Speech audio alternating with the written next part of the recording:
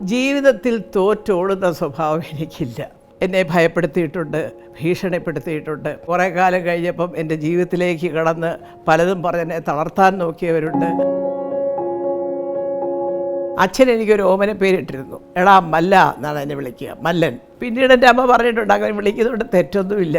അവളൊരു ചെറിയൊരു ആൺപിള്ളേരോട്ട് പെട്ടെന്നൊക്കെ അവളെ അങ്ങനെ ഒരുമാതിരി ഉമ്മാക്കി കാണിച്ച് പേടിപ്പിക്കാനും നോക്കുകയില്ല. എന്താ പറയുക, ഒരു വിഷമം തോന്നുന്ന സമയത്തും ഞാൻ പ്രാർത്ഥിക്കും. അവനവൻ ആളാവാൻ വേണ്ടി ഒരു കസേര ചാരി ഇരുന്നൊരു 4 ഡയലോഗ്. അതോടുകൂടി ഞാനൊരു വലിയ നായകനായെന്നോ നായികയാകുന്നോ എന്ന് ധരിക്കുന്ന ഒരു വിഡ്ഢികളുടെ ലോകത്തായിരുന്നു നമ്മളൊക്കെ ജീവിക്കുന്നത്.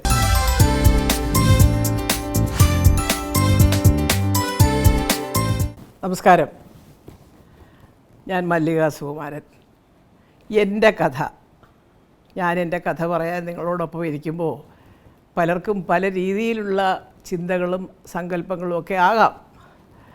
പക്ഷെ ഞാൻ എൻ്റെ കഥയുമായി കൗമുദി ചാനലിൻ്റെ മുന്നിൽ വന്നിരിക്കുന്നത് എൻ്റെ ബാല്യം, അതായത് ഞാൻ ജനിച്ച് വളർന്ന എൻ്റെ കുട്ടിക്കാലം, എൻ്റെ കുടുംബം, പിന്നീട് ആദ്യമായിട്ട് സ്കൂളിൽ പോയത് സ്കൂൾ വിദ്യാഭ്യാസകാലം, അത് കഴിഞ്ഞ് കോളേജ് വിദ്യാഭ്യാസകാലം, പിന്നെ എൻ്റെ കലാരംഗത്തെ പ്രവർത്തികൾ, അതിന് കിട്ടിയ അംഗീകാരങ്ങൾ, അതിന് കലാസ്നേഹികളായ ജനങ്ങളിൽ നിന്നും കിട്ടിയ മനസ്സിൻ്റെ ആദരവും അനുഗ്രഹവും, ഇങ്ങനെ പല കാര്യങ്ങളാണ് എൻ്റെ കഥയിൽ ഞാൻ ഉൾപ്പെടുത്തുന്നത്. അല്ലാതെ മറ്റ് കഥകളൊന്നും ഇനിയിപ്പോൾ പറയാനില്ല.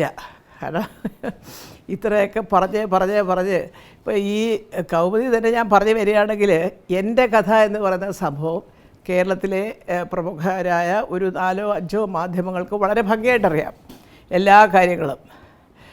കേരള കൗമുദി പത്രമാധ്യമത്തിലൂടെ വളരെ അടുത്ത ബന്ധം പുലർത്തിയിരുന്ന എൻ്റെ കുടുംബത്തിലുള്ളവർ, അതുമാത്രമല്ല ഇനിയുണ്ട് 2-3 പ്രമുഖരായ പത്ര മാധ്യമങ്ങളുമായിട്ട് ഞങ്ങൾക്ക് അടുത്ത ബന്ധമുണ്ട്. അപ്പോൾ അതുകൊണ്ട് തന്നെ എൻ്റെ ഒരു കഥയും ആരിൽ നിന്നും ഞാൻ മറച്ചു വച്ചിട്ടില്ല. അതെന്താണെന്ന് ഞാൻ എൻ്റെ കാരണം കൂടി പറയാം.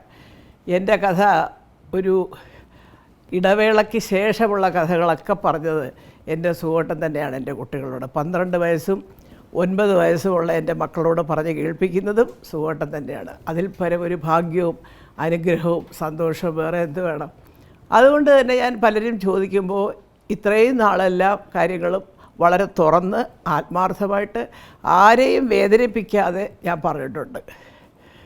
പക്ഷേ ഇനി നമുക്ക് കഥ പറയണം എന്ന് പറയുമ്പോൾ പറയാവുന്ന കാര്യങ്ങൾ എന്നൊക്കെ പറയുന്നത് കുറച്ചുകൂടെ കേൾക്കാൻ രസമുള്ള കാര്യങ്ങൾ, മനസ്സിന് ഇഷ്ടം തോന്നുന്ന കാര്യങ്ങൾ, ഒരുപക്ഷെ നാളെ ആരെങ്കിലും അയ്യോ ഈ അമ്മയെ പോലെ ആകണം ഞാനും എന്ന് ചിന്തിക്കാനുള്ള ഒരണുവിടെയെങ്കിലും ഒരു അവസരമുണ്ടായാൽ അതിൽ ഞാൻ കൃതാർത്ഥയായി. എന്നെ ആദ്യമായിട്ട് ഞാനിപ്പോൾ ഒരു മുഖവുര പോലെ ഒറ്റ വാചകം പറയാം.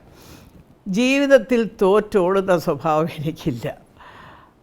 എന്നെ ഭയപ്പെടുത്തിയിട്ടുണ്ട്, ഭീഷണിപ്പെടുത്തിയിട്ടുണ്ട്. അത് കഴിഞ്ഞ് കുറേ കാലം കഴിഞ്ഞപ്പം എൻ്റെ ജീവിതത്തിലേക്ക് കടന്ന് പലതും പറഞ്ഞെന്നെ തളർത്താൻ നോക്കിയവരുണ്ട്. അതും കഴിഞ്ഞ് അടുത്തത് വന്നപ്പോൾ എൻ്റെ മക്കളെ ആയുധമാക്കിക്കൊണ്ട് പലതും ചെയ്യാൻ ആഗ്രഹിക്കുന്നവരുണ്ട്.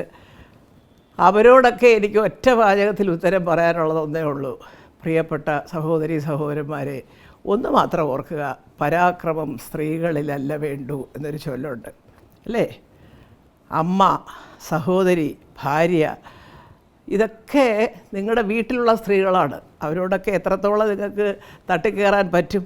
സ്വന്തം അമ്മയോടെ സാധിക്കുമോ? ആ അമ്മയ്ക്ക് ഇനിയിപ്പോൾ എത്ര തന്നെ നിങ്ങൾ തട്ടിക്കയറി വഴക്കുണ്ടാക്കാൻ ശ്രമിച്ചാലും ഞാൻ നൊന്ത് പ്രസവിച്ച എൻ്റെ കുഞ്ഞ് എന്നുള്ള രോമനത്വം കൊണ്ടു നടക്കുന്ന ഏതെങ്കിലും ഒരു അമ്മയ്ക്ക് സ്വന്തം മക്കളുമായിട്ട് വഴക്കിടാൻ സാധിക്കുമോ? ഇല്ല. അപ്പോൾ തെറ്റുകുറ്റങ്ങൾ മക്കൾക്കുണ്ടായാലും ക്ഷമിക്കുകയും പൊറുക്കുകയും ചെയ്യുക, അതൊരമ്മയുടെ ധാർമ്മികമായ കടമയാണ്. അങ്ങനെ തന്നെയായിരിക്കും ഒരു 90% അമ്മമാരും. പിന്നെ കാണാം വ്യത്യസ്തമായിട്ടുള്ള ആൾക്കാരുണ്ടാവാം, അവിടെ ഇവിടെ ഓരോരുത്തർ പറയുന്നത് കേട്ടുകൊണ്ട് എടുത്ത് ചാടുന്നവരും ഉണ്ടാവാം, ഇല്ലാതൊന്നും ഞാൻ പറയുന്നില്ല. പക്ഷേ എൻ്റെ അനുഭവം അതാണ്. കാരണം എൻ്റെ വീട്ടിൽ എൻ്റെ സുഹോട്ടൻ തന്നെ എനിക്കും എൻ്റെ കുഞ്ഞുങ്ങൾക്കും ഒരുപാട് വിലപ്പെട്ട പാഠങ്ങൾ പഠിപ്പിച്ചു തന്നിട്ടുണ്ട്. അതുകൊണ്ട് തന്നെ ഞാൻ ഈ അനാവശ്യമായ കാര്യങ്ങൾക്ക് ചാടി കയറി പ്രതികരിക്കാറില്ല. വളരെ ആലോചിക്കും, എന്തായിരുന്നു ഇവർക്ക് ഇതിൻ്റെ പിന്നിലുള്ള ഉദ്ദേശം, എന്തിനാണ് ഇവരെങ്ങനെയൊക്കെ ഇറങ്ങി തിരിച്ചത് എന്നൊക്കെ ഞാൻ ചിന്തിക്കാറുണ്ട്. പോട്ടെ, അതൊക്കെ ഞാനിപ്പോൾ ഒരു വർത്തമാനകാലത്തെക്കുറിച്ച് പറഞ്ഞു വരുമ്പോൾ പറഞ്ഞ ചില കാര്യങ്ങൾ മാത്രം. എൻ്റെ കഥ പറഞ്ഞു തുടങ്ങുമ്പോൾ സത്യം പറയുകയാണെങ്കിൽ എനിക്ക് ആദ്യം പറയേണ്ടത് എൻ്റെ കുട്ടിക്കാലത്തെക്കുറിച്ച്. അതായത് ഞാൻ ജനിച്ച് വളർന്ന് പഠിച്ച് അങ്ങനെ പല കുട്ടിക്കാലത്തെ സംഭവങ്ങളും നടന്ന എൻ്റെ കുടുംബം. എൻ്റെ അച്ഛൻ, എൻ്റെ അമ്മ, എൻ്റെ 2 സഹോദരിമാർ, എൻ്റെ മൂത്ത സഹോദരൻ, ഇത്രയും പേരെയാണ് ഞങ്ങളുടെ കുടുംബത്തിലുള്ളത്. മൂത്ത ജ്യേഷ്ഠൻ, 2 ചേച്ചിമാർ, ഞാനാണ് ഏറ്റവും ഇളയാൾ. അപ്പോൾ അതിനകത്ത് ഏറ്റവും വലിയ രസം എന്ന് പറയുന്നത് ഏറ്റവും ഇളയാൾ ഞാനായതുകൊണ്ട് കുറച്ച് ഒന്ന് കൊഞ്ചിക്കുകയും ഓമനിക്കുകയും ഒക്കെ ചെയ്യുകയും അച്ഛൻ എനിക്കൊരു ഓമന പേരിട്ടിരുന്നു. എടാ മല്ല എന്നാണ് എന്നെ വിളിക്കുക, മല്ലൻ. അപ്പോൾ പലപ്പോഴും പലരും വീട്ടിൽ വരുമ്പോൾ ചോദിക്കാറുണ്ട്, ഈ മല്ലൻ എന്ന് പറഞ്ഞാൽ ഒരു പോരാളി അല്ലെങ്കിൽ ഒരു യുദ്ധം. അപ്പോൾ അച്ഛൻ ചിരിക്കും, അല്ല അതല്ല, അവളങ്ങനെയാണ്, എന്തെങ്കിലുമൊക്കെ കാര്യങ്ങൾ പറഞ്ഞാൽ അവൾക്ക് നോ എന്നൊരു ഉത്തരവില്ല, എല്ലാം അവളെ ഏൽപ്പിച്ചാൽ അത് അവൾ നോക്കിക്കോളും എന്ന് ഞാൻ പ്രായമായതിനു ശേഷം എൻ്റെ അച്ഛൻ പറയുമായിരുന്നു. ഞാൻ സുഖമായിട്ട് കൂടെ ചെല്ലുമ്പോൾ മല്ലിക്കൊരു ഗുണമുണ്ട്, അതെൻ്റെ അമ്മ പറയുന്ന വാചകം കേട്ടോ. മല്ലിക്കൊരു ഗുണമുണ്ട്, ഒരു ഫോൺ കയ്യിൽ കൊടുത്താൽ മതി, അവൾ ആ കസേരയിൽ ഇരുന്നുകൊണ്ട് ലോകം ഭരിക്കുമെന്ന്. എന്ന് പറഞ്ഞാൽ ലോകം ഭരിക്കുമെന്നല്ല, എന്തെങ്കിലും ചെറിയ ചെറിയ കാര്യങ്ങളൊക്കെ വരുമ്പോൾ ഞാനൊരു ധൈര്യം കൊടുത്ത് നിർത്തി. അതൊന്നും സാരമില്ല, ഇങ്ങനത്തെ അസുഖമൊക്കെ എല്ലാവർക്കുമൊക്കെ ഉള്ളതല്ലേ അമ്മേ അച്ഛാ എന്നൊക്കെ പറഞ്ഞ് ഇങ്ങനെ. കാരണം അതെന്തുകൊണ്ടാണ് ഞാൻ അങ്ങനെ കുറച്ച് കൂടുതൽ അവിടെ അഭിനയിച്ചതെന്ന് വെച്ചാൽ, എൻ്റെ 2 ജ്യേഷ്ഠത്തിമാരും ഒരു എന്താ പറയുക, അധികം സംസാരങ്ങളൊന്നുമില്ലാതെ പാവങ്ങളാണ്, അവരുടെ കാര്യവും നോക്കി. 2 പേരും സെൻട്രൽ സ്കൂൾ ടീച്ചേഴ്സാണ്. അതാണ് അതിനകത്ത് ഏറ്റവും വലിയ തമാശ. കേന്ദ്രീയ വിദ്യാലയത്തിൽ അധ്യാപികമാരായിരുന്നു, അവർ അധികം മിണ്ടത്തില്ല. ഒരു അധ്യാപക ജോലിയും ചെയ്യാത്ത ഞാനാണ് വീട്ടിലെല്ലാ കാര്യങ്ങൾക്കും മുൻകൈ എടുത്ത് നിൽക്കുക. അപ്പോൾ അങ്ങനെ വന്നപ്പോൾ എൻ്റെ ജ്യേഷ്ഠന് ഇതെല്ലാം കഴിഞ്ഞ് പോസ്റ്റ് ഗ്രാജുവേഷൻ ഡോക്ടർ ഇതൊക്കെ MD ഒക്കെ കഴിഞ്ഞിട്ട് തിരുവനന്തപുരം മെഡിക്കൽ കോളേജിൽ പഠിച്ച ഡോക്ടറാണ് അദ്ദേഹം. അത് കഴിഞ്ഞിട്ട് അദ്ദേഹം ഈ രക്തസംബന്ധമായ അസുഖങ്ങളെക്കുറിച്ച് പഠിക്കാനായിട്ട് ന്യൂസിലാൻഡിൽ ഹീമറ്റോളജി, അത് കഴിഞ്ഞ് പിന്നെ അമേരിക്കയിൽ, ഇന്ന് അദ്ദേഹം ലോകത്തിലെ അറിയപ്പെടുന്ന ഒരു ക്യാൻസർ ചികിത്സാ വിദഗ്ധനായിട്ട് അമേരിക്കയിലുണ്ട്. WHO കൺസൾട്ടൻ്റാണ്. അങ്ങനെ ഒരുപാട് പദവികൾ. കാരണം ഒരുപക്ഷെ ചേട്ടൻ്റെ അധ്വാനം കൊണ്ടും ഇന്നും ചേട്ടന് ഒരു പഠിക്കുന്ന കുട്ടിയേക്കാളേറെ പുസ്തകങ്ങൾ വായിക്കുകയും, അത് സാഹിത്യലോകത്തെ പുസ്തകം മാത്രമല്ല, ഈ പറഞ്ഞതിൻ്റെ തൊട്ട് വൈദ്യശാസ്ത്രത്തെക്കുറിച്ചും ഓരോ ദിവസവും നമ്മൾ അപ്ഡേറ്റ് ചെയ്തുകൊണ്ടിരിക്കുന്ന എല്ലാ കാര്യങ്ങളെക്കുറിച്ചും വളരെ വിദഗ്ധമായിട്ട് മനസ്സിലാക്കുകയും വായിക്കുകയും ഒക്കെ ചെയ്ത ഒരാളാണ് എൻ്റെ. അപ്പോൾ അന്ന് ചേട്ടൻ ഞങ്ങളുടെ കൂടെ ഇല്ല, ന്യൂസിലൻഡും അതും ഇതുമൊക്കെ ആയിട്ട് പഠിക്കാനും അടുത്ത ഇതിനുമൊക്കെ ആയിട്ട് ഇങ്ങനെ പുറത്താണ്. അപ്പോൾ പിന്നെ വീട്ടിലൊരാണ് എന്ന് പറയാനായിട്ട് ആരുമില്ല. അപ്പം ഞാനിങ്ങനെ ഇച്ചിരി വാചകമൊക്കെ അടിച്ചിങ്ങനെ നടക്കുന്നതുകൊണ്ടാണ് അച്ഛൻ എനിക്ക് മല്ല എടാ മല്ല എന്ന് പറഞ്ഞ് വിളിക്കുന്നത്. അപ്പോൾ ആ പേര് പിന്നീട് കുറേ കാലം ഞങ്ങളുടെ വീട്ടിലൊക്കെ അത് വലിയൊരു ഇതായി, എടാ മല്ല എന്ന് വിളിക്കുന്നത്. പക്ഷേ പിന്നീട് എൻ്റെ അമ്മ പറഞ്ഞിട്ടുണ്ട്, അങ്ങനെ വിളിക്കുന്നതുകൊണ്ട് തെറ്റൊന്നുമില്ല. അവളൊരു ചെറിയൊരു ആൺപിള്ളേരോട്ട് പെട്ടെന്നൊക്കെ അവളെ അങ്ങനെ ഒരുമാതിരി ഉമ്മാക്കി കാണിച്ച് പേടിപ്പിക്കാനൊന്നും നോക്കുകയില്ല എന്ന് എൻ്റെ അമ്മയും പറഞ്ഞിട്ടുണ്ട്. ഏതായാലും അതവിടെ നിൽക്കട്ടെ, അതെൻ്റെ കുടുംബം ഞാൻ പറഞ്ഞത്. 3 മക്കൾ, ഞാനും ചേർത്ത് 4 മക്കൾ എൻ്റെ അച്ഛനും അമ്മയ്ക്കും. അച്ഛൻ ഒരുപക്ഷെ കേരളത്തിലെ ഒരു വിഭാഗം ആൾക്കാർക്കെങ്കിലും അറിയാം. കൈനിക്കര പത്മനാഭപിള്ള, കൈനിക്കര കുമാരപിള്ള, കൃഷ്ണപിള്ള, ഗോവിന്ദപിള്ള, മാധവൻപിള്ള, ഇവർ 5 പേരാണ് കൈനിക്കര സഹോദരന്മാർ.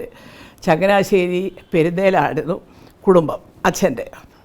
അപ്പോൾ അവിടുന്ന് ഏറ്റവും ഇളയാളായ അച്ഛൻ സംസ്കൃതവും മലയാളവും ഒക്കെ പോസ്റ്റ് ഗ്രാജുവേഷനൊക്കെ എടുത്ത് ഈ MA ഒക്കെ പഠിച്ചിട്ട് ഇവിടുത്തെ മാനുസ്ക്രിപ്റ്റ്സ് ലൈബ്രറി എന്ന് പറഞ്ഞ യൂണിവേഴ്സിറ്റിയിൽ ഈ താളിയോല ഗ്രന്ഥങ്ങളൊക്കെ സൂക്ഷിക്കുന്ന ഒരു സെക്ഷനുണ്ട്. അപ്പോൾ അച്ഛൻ അത്യാവശ്യം സംസ്കൃതവും അറിയാം, മലയാളവും അറിയാവുന്നത് കൊണ്ട് അച്ഛൻ ആ സെക്ഷനിലായിരുന്നു ജോലി ചെയ്തത്. പിന്നെ അച്ഛൻ സാമാന്യം തെറ്റില്ലാത്ത ഒരു പദവിയിലേക്ക് ഉയരുകയും അവിടെ നിന്നാണ് റിട്ടയർ ചെയ്യുകയൊക്കെ ചെയ്തത്. അമ്മ ഒരു ടിപ്പിക്കൽ ഹൗസ് വൈഫ്. അമ്മയുടെ നാട് ഹരിപ്പാട്, ആലപ്പുഴ. അതിനാണ് ആദ്യം പറയാൻ, ആലപ്പുഴ ജില്ലയിലെ ഹരിപ്പാട്. വാസ്തവത്തിൽ അമ്മയുടെ എൻ്റെ ഒരു അച്ഛൻ ജോലിക്കൊക്കെ കയറി വന്ന സമയത്ത് എൻ്റെ ഒരു ഡെലിവറിക്ക് വേണ്ടി എന്നെ പ്രസവിക്കുന്ന കാലത്താണ് തിരുവനന്തപുരത്ത് വഴുതയ്ക്കാട് ഒരു വീട് വാടകയ്ക്ക് എടുത്തു അച്ഛൻ. അപ്പോൾ അത് അവിടെ വെച്ചിട്ടാണ് ഞാനുണ്ടാവുന്നത്. അപ്പോൾ വീണ്ടും ഈ പറഞ്ഞതുപോലെ 2 പെൺകുട്ടികളുണ്ട്. ഞാനും കൂടെ കഴിഞ്ഞപ്പോഴത്തേക്ക് അച്ഛൻ തമാശന് പറഞ്ഞു, നിന്നെ കയ്യിലെടുത്തപ്പോൾ ഞാൻ ആദ്യം പറഞ്ഞത് ഇനി മതി എന്നാണെന്ന്. എന്ന് വെച്ചാൽ 3 പെൺകുട്ടികളായി, തന്നതെല്ലാം ഭഗവാൻ ദീർഘായുസോടും ആരോഗ്യത്തോടും തരട്ടെ എന്ന് പറഞ്ഞു എന്നൊക്കെ പറഞ്ഞ കഥകളൊക്കെ ഞാൻ കേട്ടിട്ടുണ്ട്. ഏതായാലും അങ്ങനെ ജനിച്ചത് തിരുവനന്തപുരത്ത് വഴുതയ്ക്കാട്ട് താമസിക്കുന്ന കാലത്താണെങ്കിലും പിന്നീട് കൂടുതലും ഞാൻ കൊച്ചുകുട്ടിയല്ലായിരുന്നു. അപ്പോൾ എൻ്റെ അമ്മയുടെ അച്ഛൻ ഹരിപ്പാട് തറവാട്ടിലായിരുന്നു, കോട്ടയ്ക്കകത്തെന്ന് പറയും. ഇപ്പോഴും ഈ പറഞ്ഞ പോലെ ഒരു 3-4 കൊല്ലത്തിന് മുമ്പാണെന്ന് തോന്നുന്നു മണ്ണാർശാല തൊഴാൻ പോയപ്പോഴും അവരൊക്കെ ചോദിക്കുന്നുണ്ട് കോട്ടയ്ക്കകത്ത് ഇപ്പോൾ ആരുണ്ടെന്നൊക്കെ. അപ്പോൾ അത് ഹരിപ്പാടെന്ന് പറയുമ്പം ഞാൻ പറയാൻ നിങ്ങൾക്കറിയാം, ഒരുപാട് പ്രസിദ്ധരും പ്രഗത്ഭരും സമർത്ഥരുമായ കലാകാരന്മാരെ കൊണ്ട് സമ്പന്നമാണ്. അതിൽ ആദ്യം എൻ്റെ നാവിൻ തുമ്പത്ത് വരുന്ന പേര് എൻ്റെ ജീവിതം തന്നെ എനിക്ക് തന്ന ശ്രീകുമാരൻ തമ്പിച്ചേട്ടൻ്റെ പേരാണ്. ശ്രീകുമാരൻ തമ്പിച്ചേട്ടനും സഹധർമ്മിണി രാജിയും എപ്പോഴും ഹരിപ്പാട്ട് വെച്ച് ഞങ്ങളൊക്കെ അന്ന് കൊച്ചുകുട്ടികളാണ്. അവർക്കൊക്കെ അച്ഛനും അമ്മയായിട്ടായിരുന്നു കൂടുതൽ അടുപ്പമൊക്കെ. അദ്ദേഹത്തിൻ്റെ അമ്മയ്ക്കും തമ്പിച്ചേട്ടൻ്റെ അമ്മയൊക്കെ എൻ്റെ അമ്മ നല്ലതുപോലെ അറിയും. അപ്പോൾ അങ്ങനെ ഞാൻ മദ്രാശിയിലെ ജീവിതത്തിൻ്റെ ഇടയ്ക്ക് പോയി കാണുമ്പോഴും എപ്പോഴും ഞാൻ വിചാരിക്കും, ഈശ്വര, ഹരിപ്പാട് മണ്ണിനോടുള്ള സ്നേഹമാണോ അതോ എന്നോടുള്ള സ്നേഹമാണോ, എൻ്റെ അച്ഛൻ്റെ കുടുംബത്തിനെ അറിയാവുന്നതുകൊണ്ടാണോ അറിയില്ല. തമ്പിച്ചേട്ടനും ഭാര്യയും രാജീന്നാണ് ഞാൻ വിളിക്കുക. കാരണം എപ്പോഴും എന്നും ഒരാവശ്യത്തിന് അവരുണ്ടായിരുന്നു. അങ്ങനെ കുറച്ചൊരു എന്താ പറയുക, പ്രസിദ്ധരും സമർത്ഥരുമായ ആൾക്കാരുടെ ഒരു പിൻബലമാണ് ഒരു പക്ഷേ എന്നെ പല സന്നിഗ്ധ ഘട്ടങ്ങളിലും പിടിച്ചു നിർത്തിയത്. അത് കഴിഞ്ഞാൽ പിന്നെ അതുപോലെ പ്രശസ്തനായ ഒരാളുണ്ട്, ശ്രീ MG രാധാകൃഷ്ണൻ. അദ്ദേഹത്തിൻ്റെ തറവാടും ഹരിപ്പാട്ടായിരുന്നു. അദ്ദേഹത്തിൻ്റെ അച്ഛൻ ശ്രീ മലബാർ ഗോപാൽ നായർ സാറാണ് എൻ്റെ അമ്മയെ പാട്ടുപാടും. എൻ്റെ അമ്മ നന്നായിട്ട് പാടും കേട്ടോ. അതിൻ്റെ ഒരു ചെറിയ പാരമ്പര്യം ആയിരിക്കാം ഒരു പക്ഷേ. ഞാൻ കോളേജിൽ പഠിച്ച് സിനിമയിൽ കയറുന്നിടം വരെയൊക്കെ അത്യാവശ്യമൊക്കെ പാടുമായിരുന്നു, താളം തെറ്റിക്കാതെ ശ്രുതി പോകാതെയൊക്കെ. അപ്പോൾ അത് കഴിഞ്ഞപ്പോൾ പിന്നെ ഈ അഭിനയത്തിലോട്ട് കയറിയപ്പോൾ അറിയാമല്ലോ നമുക്ക് ശബ്ദം. ഇപ്പോൾ നിങ്ങളൊക്കെ കണ്ടുകൊണ്ടിരിക്കുന്ന ഒരു സീരിയലുണ്ട്, സൂസു, സുരഭിയും സുഹാസിനിയും, ഫ്ലവേഴ്സിൽ. അപ്പോൾ ഞാൻ പറയാറുണ്ട്, ഒരു ദിവസം ഷൂട്ടിങ് കഴിഞ്ഞ് വരുമ്പോൾ എൻ്റെ ഒച്ചയെ കടയ്ക്കും. കാരണം അതിനകത്ത് കിടന്ന് കാണിക്കുന്ന ബഹളങ്ങളും കോലാഹലങ്ങളും ഒക്കെ കണ്ടിട്ടില്ലേ. ഞാനും എൻ്റെ മക്കളും ഞാനും നമ്മുടെ ജോലിക്കാരനായിട്ട് അഭിനയിക്കുന്ന സാബു, ഞങ്ങളെല്ലാം കൂടെ അതിനകത്ത് കയറി കഴിഞ്ഞാൽ പിന്നെ ഒരു കൂട്ട ബഹളമാണ് അവിടെ. അപ്പോൾ അത് കഴിഞ്ഞ് ഒച്ചയൊക്കെ അടയ്ക്കും. അപ്പോൾ പാട്ടൊക്കെ വിട്ടു. പക്ഷേ അമ്മ പാടും. എൻ്റെ ഒരു സഹോദരി മ്യൂസിക് മെയിനെടുത്ത് വിമൻസ് കോളേജിൽ പഠിച്ച ആളാണ്. അന്ന് ഈ MG രാധാകൃഷ്ണൻ ചേട്ടൻ്റെ സഹോദരി ഓമനക്കുട്ടി ടീച്ചറായിരുന്നു ചേച്ചിയുടെ ഗുരുനാഥ. അങ്ങനെ ഈ പറഞ്ഞതുപോലെ ഹരിപ്പാടെന്ന് കേൾക്കുമ്പോൾ ഇവരുടെയൊക്കെ പേര്. പിന്നെ അതിന് ശേഷം പരിചയപ്പെട്ടതാണ് നടി മീന ചേച്ചി, നമ്മുടെ നടി ശ്രീലത നമ്പൂതിരി, ഒരുപാട് പേരുണ്ട്. ഹരിപ്പാട്ടുനിന്ന് തന്നെ വന്നിട്ടുള്ള ഒത്തിരി പേരുണ്ട്. പറയാൻ തുടങ്ങിയാൽ അത് ഓർത്തോർത്തോർത്ത് പറയുമ്പോൾ ഒരു നീണ്ട ലിസ്റ്റായിപ്പോൾ. ഏതായാലും ഞാൻ എൻ്റെ ഫീൽഡുമായിട്ട് ബന്ധപ്പെട്ട ഞാൻ എനിക്ക് അഭിനയമായിരുന്നല്ലോ എൻ്റെ ഒരു ജോലി. അപ്പോൾ അതുകൊണ്ട് അതുമായിട്ട് കൂടുതൽ ബന്ധപ്പെട്ട് ഇടയ്ക്കിടയ്ക്ക് കണ്ടുകൊണ്ടിരുന്ന വ്യക്തികളുടെ പേര് ഞാൻ പറഞ്ഞു തന്നേ ഉള്ളൂ. അങ്ങനെ ഹരിപ്പാട്ട് തുടങ്ങിയ ഒരു ജീവിതം. എൻ്റെ അമ്മ ഒരു അമ്പലവാസിയാണ് കേട്ടോ, അത് മറക്കരുത്. കാരണം എന്താ വെച്ചാൽ ഞാൻ എപ്പോഴും പറയും, അമ്മയുടെ തറവാട് എന്ന് പറയുന്നത് കുറേ അധികം സ്ഥലമുണ്ട്. അല്ല അതൊക്കെ പിന്നെ എല്ലാവർക്കും കാണും, 2-3 ഏക്കറൊക്കെ കാണും. അവിടെ ഇല്ലാത്ത മാമ്പഴങ്ങളൊന്നുമില്ല. എല്ലാ മാവും ഉണ്ട്. മൂവാണ്ടൻ മാങ്ങ, തത്തച്ചുണ്ടൻ, കിളിച്ചുണ്ടൻ, നാട്ടുമാങ്ങ, അതങ്ങനെ ഒരു ഭാഗത്ത് ഇഷ്ടംപോലെ തേങ്ങായും അതും ഇതൊക്കെ ആയിട്ട് 3-3.5 ഏക്കർ സ്ഥലമുണ്ടായിരുന്നു. അപ്പോൾ അത് കഴിഞ്ഞിട്ട് ഈ പറഞ്ഞതുപോലെ ഹരിപ്പാട് അമ്മ താമസിച്ച ആ തറവാടെന്ന് പറയുന്നത് മണ്ണാർശാലിൻ്റെ അവിടെ നിന്ന് ഒരു 5 മിനിറ്റ് നടന്നാൽ മതി. നിങ്ങൾക്കൊക്കെ അറിയാം, ഒരു പ്രസിദ്ധമായ ക്ഷേത്രമാണ്, നാഗരാജ ക്ഷേത്രമാണ് മണ്ണാർശാല നാഗരാജ ക്ഷേത്രം. പിന്നെ ഒരു ഭാഗത്ത് സുബ്രഹ്മണ്യ സ്വാമി ക്ഷേത്രം, അതേപോലെ അടുത്ത് വേറൊരു ശിവക്ഷേത്രം. അപ്പം അതിൻ്റെ ചുറ്റും അമ്പലങ്ങളാൽ ചുറ്റപ്പെട്ട ഒരു സ്ഥലത്തായിരുന്നു ഈ കോട്ടയ്ക്കകത്ത് എന്ന് പറയുന്നത് അമ്മയുടെ തറവാട്. അപ്പോൾ അന്ന് തുടങ്ങിയതാണ് ഈശ്വരഭക്തി. എത്ര നിരീശ്വരന്മാർ കിടന്ന് ബാധിച്ചാലും എൻ്റെ മനസ്സിലെ ധൈര്യം എപ്പോഴും ഈ പറയുന്നത് പോലെ ഏത് ആപത്തിലും ഏത് അപകടത്തിലും ഏത് ഒരു എന്താ പറയുക ഒരു വിഷമം തോന്നുന്ന സമയത്തും ഞാൻ പ്രാർത്ഥിക്കും. എൻ്റെ അച്ഛനെയും അമ്മയും തൊട്ട് ഞാൻ പറയും, എന്തിനാണിത് ഈശ്വര, ഇതിനും മാത്രം തെറ്റൊന്നും ആരോടും ചെയ്തിട്ടില്ല. തെറ്റ് ചെയ്തവരെക്കുറിച്ചേ നമ്മൾ മിണ്ടുന്നില്ല ഒന്നും. അപ്പോൾ ഈ കണ്ടിട്ടില്ലാത്തവരെക്കുറിച്ച് നമ്മളെന്ത് പറയാനാ? ഇന്ന് കാലം മാറി. കണ്ടിട്ടുണ്ടോ, പരിചയപ്പെട്ടിട്ടുണ്ടോ, കേട്ടിട്ടുണ്ടോ ഒന്നും വേണ്ട. അവനവൻ ആളാവാൻ വേണ്ടി ഒരു കസേര ചാരി ഇരുന്നൊരു 4 ഡയലോഗ്, അതോടുകൂടി ഞാനൊരു വലിയ നായകനായെന്നോ നായികയാകുന്നോ എന്ന് ധരിക്കുന്ന ഒരു വിഡ്ഢികളുടെ ലോകത്തായിരുന്നു നമ്മളൊക്കെ ജീവിക്കുന്നത്. അല്ല, പറയുമ്പോൾ ഒരു ആധികാരികത വേണം എല്ലാത്തിലും. അല്ലെ മിണ്ടാൻ പോരുത്, അന്തസ്സായിട്ടിരിക്കുക, അവനവൻ്റെ വില കളയാതിരിക്കുക. അതാണ് ഞാൻ പഠിച്ചിരിക്കുന്ന ഒരു പാഠം. അപ്പോൾ എപ്പോഴും എൻ്റെ ഒരു പരിഹാരം എന്ന് പറയുന്നത് മനുഷ്യരാലല്ല, തീർച്ചയായിട്ടും അത് സർവേശ്വരൻ, അതായത് ദൈവം തമ്പുരാൻ ഭഗവാൻ മോളിൽ തരുന്നതാണ്. അതെനിക്ക് ഞാൻ അനുഭവത്തിലൂടെ കണ്ടിട്ടുമുണ്ട്. ഒരു കുഴപ്പമില്ലാതെ ഇങ്ങനെ പോയിക്കൊണ്ടിരിക്കുമ്പോൾ വെറുതെ ഒരു വെട്ടുകത്തി എടുത്ത് നമ്മളെ വെട്ടാൻ വരും. ആ വെട്ടാൻ വരുന്നവൻ്റെ തലയിൽ മുതലും പലിശയും ചേർത്ത് ദൈവം തമ്പുരാൻ കൊടുക്കും. അത് ഞാൻ കണ്ടുകൊണ്ടിരിക്കുക ഇപ്പോഴും. അപ്പോൾ അതുകൊണ്ട് അതിപ്പോൾ നാളെ ഞാൻ തെറ്റ് ചെയ്താൽ എനിക്ക് സംഭവിക്കും. ഞാനതിൽ നിന്നൊക്കെ ഒരു അതീതയാണെന്നല്ല ഞാൻ ഈ പറഞ്ഞു വരുന്നത്. നമ്മളെപ്പോഴും പറയേണ്ട കാര്യങ്ങൾ സത്യസന്ധമായ രീതിയിൽ അവതരിപ്പിക്കുക. അതിലെന്തെങ്കിലും കഴമ്പുണ്ടോ എന്ന് അന്വേഷിക്കുക. അല്ലാതെ ചുമ്മാ അവിടെ ഇരുന്ന് ഒരുത്തി ഇങ്ങനെ പറഞ്ഞു, ഇവിടെ ഇരുന്ന് ഒരുത്തൻ ഇങ്ങനെ പറഞ്ഞു എന്നും പറഞ്ഞ് ഞാനിതൊന്നും അങ്ങനെയൊന്നും പറയുന്ന ഒരുത്തിയുടെ ഒന്നും ഞാൻ കാണാറുമില്ല, കേൾക്കാറുമില്ല. എന്നോട് നേരിട്ട് പറയുന്നത് കേൾക്കും, അല്ലാത്തതിനൊന്നും ഞാൻ അധികം കേൾക്കാറില്ല. പിന്നെ എനിക്ക് ഏറ്റവും വേദന തോന്നുന്നതും ദേഷ്യം വരുന്നതും ഒരു ഘട്ടത്തിലാണ് എൻ്റെ മക്കളെ പറഞ്ഞാൽ.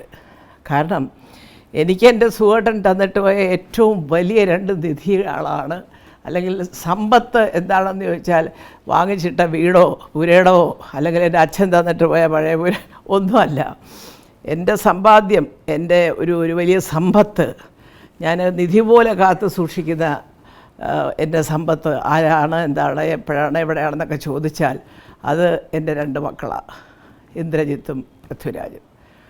തീർച്ചയായിട്ടും അതെ. കാരണം എന്തെല്ലാം കുടുംബമൊക്കെ വന്നു, മക്കളായി, അവരും വലിയ ഈ പറഞ്ഞതുപോലെ തിരക്കിലായി ഒക്കെ ഉണ്ടെങ്കിലും അമ്മ എന്ന് പറയുന്ന ഒരു സ്നേഹം, ഒരു വികാരം അവരുടെ മനസ്സിൽ എന്നുമുണ്ട്. അതില്ലാതാക്കാൻ ഇനിയിപ്പം ആര് കൂടെ നടക്കുന്നവരെ ശ്രമിച്ചാലും ശരി, അല്ലെങ്കിൽ ഏതെങ്കിലും സുഹൃത്തുക്കൾ എന്തെങ്കിലും പറഞ്ഞു കൊടുത്താലും ശരി, മോളിൽ കേട്ടാലും ഉള്ളിൻ്റെ ഉള്ളിൽ അവരുടെ അമ്മ ആരാണെന്ന് അവർക്ക് 2 പേർക്കും നന്നായിട്ടറിയാം. അതുകൊണ്ട് തന്നെയാണ് ഞാൻ പറഞ്ഞത്. അപ്പോൾ കഥ പറയുമ്പോൾ നമ്മുടെ ഒരു ജനറലായിട്ടുള്ള അനുഭവങ്ങളും കൂടെ ഈ കുട്ടിക്കാലത്ത് പറഞ്ഞു വന്ന ആ കുട്ടികൾ വളരുമ്പോഴുണ്ടായ ഇതിൽ പറഞ്ഞതേ ഉള്ളൂ. പിന്നീട് എനിക്ക് ഓർമ്മിക്കാൻ രസകരമായ സംഭവങ്ങളുള്ളത് ഞാൻ ആദ്യമായിട്ട് സ്കൂളിൽ ചേരുമ്പോഴാണ്. ഞാൻ ആദ്യമായിട്ട് നഴ്സറി ചേരുന്നത് തിരുവനന്തപുരം മോഡൽ സ്കൂളിൽ. നിങ്ങൾക്കൊക്കെ അറിയാമല്ലോ, വീരന്മാർ പഠിച്ച സ്കൂളാണ്. പ്രഗത്ഭരായ ഒരുപാട് പേര്, നമ്മുടെ പ്രിയപ്പെട്ട മോഹൻലാൽ മുതൽ ഇങ്ങോട്ട് ഒരുപാട് കലാകാരന്മാർ മോഡൽ സ്കൂളിൻ്റെ ഈ പറഞ്ഞ പോലെ ക്ലാസ്സുകളിൽ പഠിച്ചിറങ്ങിയവരാണ്. മോഹൻലാൽ പിന്നെ എൻ്റെ ഒരേ ക്ലാസ്സിൽ ഒന്നിച്ചിരുന്ന് പഠിച്ച ആളാണ്. അന്ന് 5ാം ക്ലാസ് വരെ എല്ലാവർക്കും ഒന്നിച്ചിരുന്ന് പഠിക്കാം. അങ്ങനെ ആൺകുട്ടികൾക്ക് വേറെ പെൺകുട്ടികൾക്ക് വേറെ, അങ്ങനെ ആ സെപ്പറേഷൻ ആ ചെറിയ ക്ലാസ്സിലൊന്നുമില്ല. 5ാം ക്ലാസ് കഴിയുമ്പോൾ പെൺകുട്ടികൾ പിന്നെ പുറത്ത് പോകണം. അപ്പോൾ ഞങ്ങൾ ഒരേ ക്ലാസ്സിൽ 5 കൊല്ലം പഠിച്ചവരാണ് മണിയമ്പിള്ള രാജു. ഞങ്ങളുടെ തൊട്ട് ജൂനിയറായിട്ട് പഠിച്ചവരാണ് ജഗദീഷ്. പിന്നെ ഞങ്ങളുടെ കൂടെ പഠിച്ച ഒരാളുണ്ട്, എൻ്റെ മണിയമ്പിള്ളയുടെ കൂടെ പഠിച്ച ആളാണ് മോഹൻലാലിൻ്റെ ചേട്ടൻ പ്യാരേലാൽ. അദ്ദേഹം ഇന്നില്ല, അദ്ദേഹം പഠിച്ചിട്ടുണ്ട്. പിന്നെ ഒരുപാട് പേര്, ഞാൻ അവരുടെയൊക്കെ കഥകൾ പല ഇൻ്റർവ്യൂവിൽ ഞാൻ പറഞ്ഞിട്ടുണ്ട്. നമ്മുടെ ജോസഫ് കൈമാപ്പറമ്പൻ സാറിൻ്റെ മകൻ ബോബൻ ഓൾ ഇന്ത്യ റേഡിയോയിലൊക്കെ ജോലി ചെയ്തിരുന്നത്. അതുപോലെ എത്രയോ പേര് നമ്മൾ പുളിമൂടിലൊക്കെ കണ്ടിട്ടില്ലേ, ഭാഗ്യ ബുക്സ് എന്ന് പറഞ്ഞിട്ട് ഭാഗ്യലക്ഷ്മി. അങ്ങനെ ഒരുപാട് പേര്. തിരുവനന്തപുരത്ത് മേയറായിട്ടിരുന്ന അദ്ദേഹത്തിൻ്റെ മകൾ ശ്യാമ. പിന്നെ ഇന്നിപ്പോൾ വിദേശത്ത് ഒരു 40% ഞങ്ങൾ ഒന്നിച്ച് പഠിച്ചവർ പലരും, അതായത് മോഡൽ സ്കൂൾ കഴിഞ്ഞു, അത് കഴിഞ്ഞപ്പോൾ ഞങ്ങൾ പെൺകുട്ടികൾ കോട്ടൺ ഹിൽ സ്കൂളിലേക്ക് വന്നു. കോട്ടൺ ഹിൽ സ്കൂളെന്ന് പറഞ്ഞാൽ കുറേ കൂടെ വിശാലമാണ്. അവിടെ ഞങ്ങളൊരു 10-25 പേര്, അല്ല അങ്ങനെ ഒരു ടീച്ചർമാർക്കൊന്നും ഞങ്ങളോട് ഇഷ്ടക്കേടല്ല, ഞങ്ങളോട് വാത്സല്യമായിരുന്നു. കാരണം ഞങ്ങൾ സാമാന്യം പഠിക്കും, പിന്നെ അതിനോടൊപ്പം തന്നെ എല്ലാ സ്കൂൾ മത്സരങ്ങളിലും ചേരും. ഞാൻ സ്ഥിരമായിട്ട് ചേർന്നുകൊണ്ടിരുന്നതാണ് മലയാളം റെസിറ്റേഷൻ. ഏതായാലും മോഡൽ സ്കൂളിൽ ഒരു വലിയ അന്തരീക്ഷത്തിൽ ഒരു സംഭവമുണ്ട്. ഞാൻ പക്ഷേ അത് പറയാം, ഇനി അടുത്ത കഥ പറയുമ്പോൾ പോരെ. കാരണം മോഡൽ സ്കൂളിൽ വെച്ചാണ് ആദ്യമായിട്ട് ഞാൻ സ്റ്റേജിൽ കയറിയിട്ടൊരു കഥാപ്രസംഗം പറഞ്ഞത്. അത് വലിയ അവിടെ പഠിച്ചിരുന്ന ആരോട് ചോദിച്ചാലും പറഞ്ഞു തരും. ആ കഥയുടെ പേരാണ് 4ാം ക്ലാസ്സിൽ പഠിക്കുന്ന മോഹമല്ലിക എന്ന ഇന്നത്തെ മല്ലിക സുകുമാരൻ അവതരിപ്പിച്ച ചന്ദനക്കട്ടിൽ.